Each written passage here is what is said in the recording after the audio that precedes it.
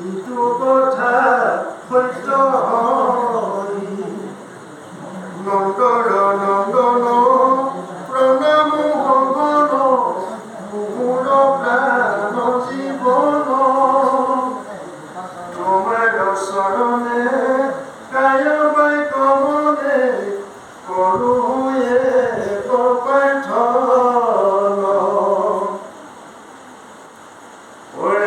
আত্মা পৰমাৰ্থ বাপ জগন্নাথ তোমা দেখে মোৰ মন এহি যেন মতে লহুক হততে তেজিয়া নজতন কোন কালে আৰু হৈবে পুনবাৰ ইমত মনুষ্যকায়